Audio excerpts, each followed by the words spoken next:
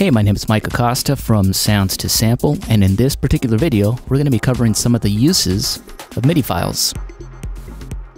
So you got the free Beatport Sounds MIDI pack. Lots of MIDI files in here, and there's some really cool things that you can do with this stuff. If you have external gear, this is a great way to take this MIDI file and assign it to your hardware synthesizers. So if we drop this onto this other track here, as you can see, we have the Roland IRA TB3, which is the new reincarnation of the TB303. And if we click on the track here, I can go and assign the MIDI to the TB3. And as you can see, I have it assigned to channel 2, and I'm getting the audio back from it on channels 7 and 8. So now, if I select the Roland TB3 track, you can see we have it here.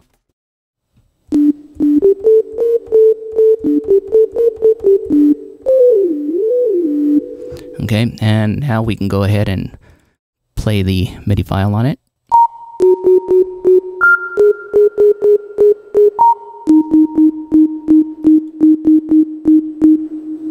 Okay, and as you can see, there's the MIDI notes, and we're now triggering the TB3. So we're using external instruments with MIDI files. Okay, so another thing that we can do with the MIDI file is we have control over the velocity, and that's basically how hard or how soft a note is actually played. An easier way to do this is simply grabbing one of Ableton Live's MIDI effects, such as the velocity, dropping it right in, and you can simply take this and have it randomize. And if we play it now,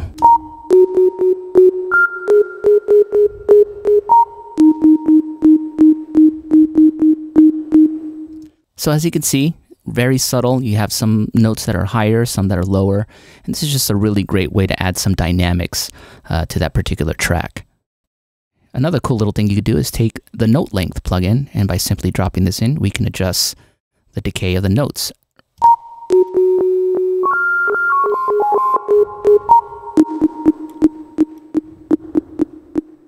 Another cool thing that we can do is, let's copy this down one more. We can create really interesting layers when we have the MIDI file, because now we can stack multiple types of sounds with this. And as you can see here, we have the notorious Massive assigned, and here's our plugin right here. And so here we have Massive. Now another thing that we can do, because we do have the MIDI notes, we can simply grab them, and let's say we want to shift it up an octave.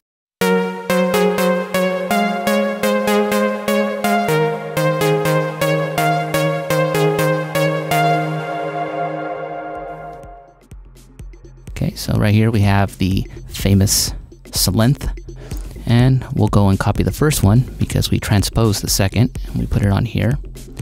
And if we take a look at Solenth, we're using a preset patch that has the arpeggiator engaged on it. So when we play this, this is what we get.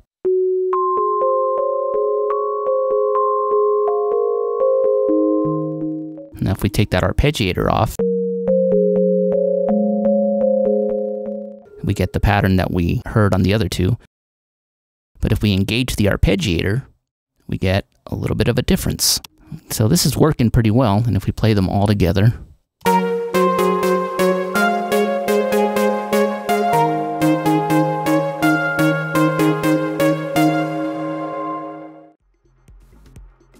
okay, so one last little tip when using MIDI files. There's a lot of really cool plugins on the market that specifically do effects, such as stuttering, buffer overrides, all kinds of glitching and real crazy stuff. And a lot of these effects can be triggered through MIDI notes.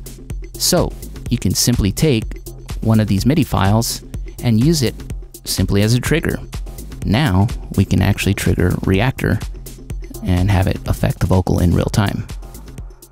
So there's Reactor. Let's take a look again. See, the notes are triggering it.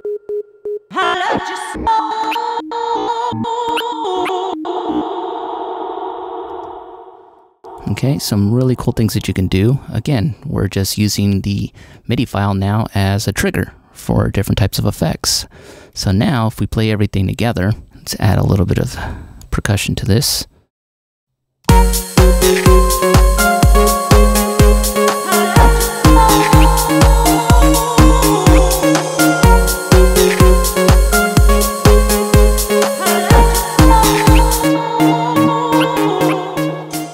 All right, so there's another use for your MIDI files. So when you get a sample pack and it's got the audio files and the MIDI files, just remember there's a lot of really cool things that you can do with MIDI. We'll see you in the next video.